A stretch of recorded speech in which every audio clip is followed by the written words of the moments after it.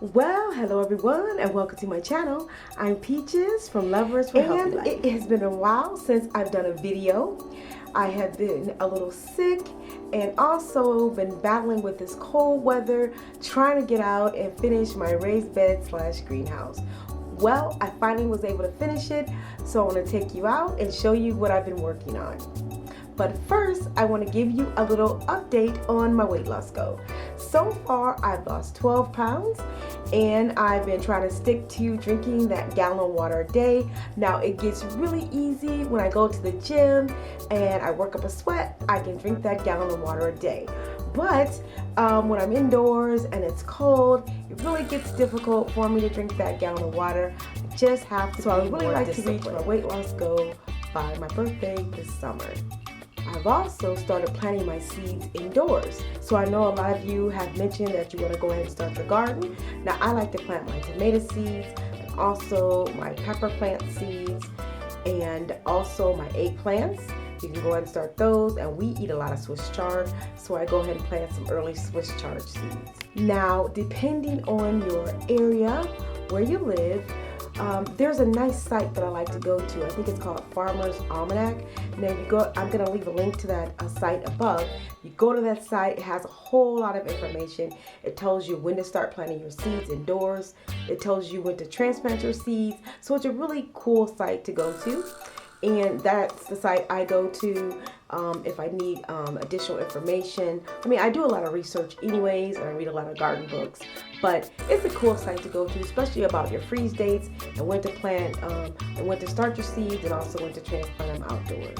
Now, I just sowed a few seeds February 26th, and already I have some seedlings that are emerging, so I want to take you indoors and show you that as well.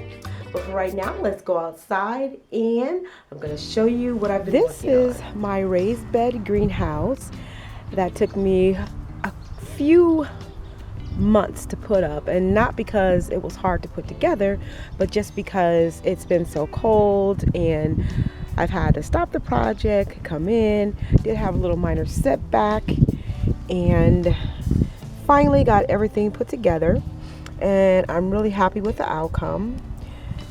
This raised bed is all a prepackaged raised bed, so everything comes together. You just have to put it together. And I really do like it because this right here is a screen, and the little plastic covering comes down and just velcros down to cover the raised bed, like in the winter time. And you could probably extend your growing season that way because it has plastic over it. But I guess the main reason I like it is for the screen that I can grow without having to worry about those nasty little butterflies. I can grow some of my greens in here that don't particularly need pollination. I may be able to grow some things in here that need pollination, but what I'll have to do is lift up the Velcro right here to let in some bees. It's about a 4 by 8, and it's about 5 feet tall. And they also have a little grow tray in here that comes with the package. And those strawberries right there, I'm taking back in because I don't think these are organic. So I thought they said organic, but they don't. So, and I'm really happy with the outcome of the raised bed. I haven't filled it yet. I'm going to be filling it with a combination of wood chips and organic soil, different things like that. So, and you fill it to about right here. This raised bed section is a little over, I think, 24 inches, so it's about 2 feet. No, maybe not 2 feet, maybe like a foot. Let me take yeah, it's about a foot and a half, I would say. And so that's going to be all filled full. And then the length of this is about 8 feet long, and then the height is 5 feet tall. And I really enjoy putting it together, and hopefully And this little platform I have right here will be good for a lot of different plants and vegetables, and maybe a couple of decorative flowers like I have right here. Okay, and I cleaned out this planter. This planter right here had peppermint in it, and I cut it all back. So it looks pretty horrible right now, but if you look way down inside of there, if I can just focus that for you, you can see the new baby peppermints coming up, and it smells really, really good. So in about another couple of weeks, this is going to be so bushy and beautiful, and I'll give you an update on that. And this is my spearmint over here, and it's growing already, and it smells really good, and this will be really full come summertime. And here is my elephant garlic. It is still doing really well. And my California Wonder garlic, it's doing really well. Soon I'm going to be removing the pine needles so that they can start to breathe, probably in another week or so, just before, hopefully, our last frost date is right around, they say March the 22nd, I think. So hopefully, if we don't get any more cold nights or nights that are below 32, if it can keep steady the way it is right now, then I'll be removing the pine needles. And my shallots are doing good.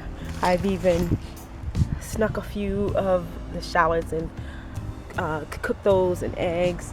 Now, if you cut the green shallot chives early, it will make your shallots a little smaller. I only did it to a few of them, but they were really good and delicious. I've even started preparing some of my raised bed. Over here I have some parsley left over from last year, and it's growing really well. And then I went ahead and cleaned out this raised bed, and also this raised bed over here, where these will be where I'll be doing my initial planting of my seeds. And over here is my Chinese red mustard, and it is so delicious. I think this is the type of mustard I'm going to always grow. I do like the green mustard, but my husband likes this one the best. The leaves are so beautiful. I love the way the leaves are purple on one side, and then when you turn it over, it's green on the other side. So yeah, that is so beautiful, and it's really delicious. You can even eat them raw in sandwiches.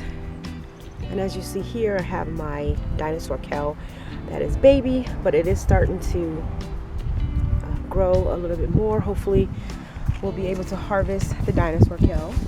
I didn't plant a lot of Dinosaur Kale over in this bed, so that's why I haven't harvested. If I would have planted a whole bed of Dinosaur Kale, then you can also harvest the Dinosaur Kale when it's really small, and it's good in salads. I also see red sorrel that's coming up in the middle of this raised bed. So I'm excited that the middle section, this is a perennial, so I'll be happy when this starts to grow a little bigger and be able to harvest some of the red sorrel. Circular raised bed, I still have some of the mizuna that's left over from last season, and then in the middle of it I have more red sorrel that's baby size, but it is growing, so I'll be happy when this grows up. This is a perennial.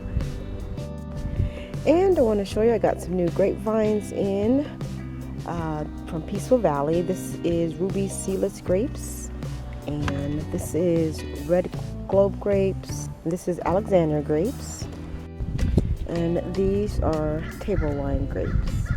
So I'm really excited, and looks like they already are starting to have green leaves on them. So I need to go ahead and get these planted. I got these barrels to plant them in, and that's what all my grapevines planted in barrels. And the reason being is because, well, one day I hope to have a walk-in greenhouse.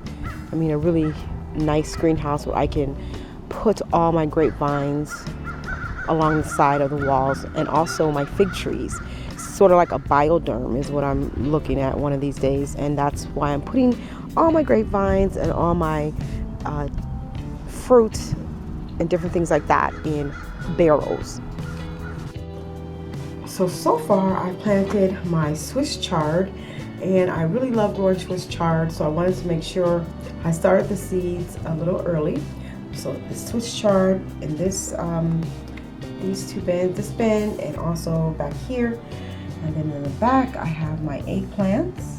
I think I have 4 or 5 different type of eggplants.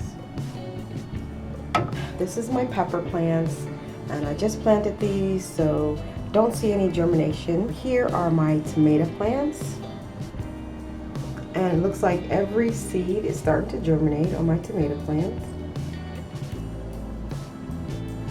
I have, let's see, we have cherry tomatoes, beefsteak tomatoes, and Roman tomatoes. These are German tomatoes. And I also have grape tomatoes. So this is what I've been working on, and this is the time to go ahead and start those seeds. And I thank everyone for watching.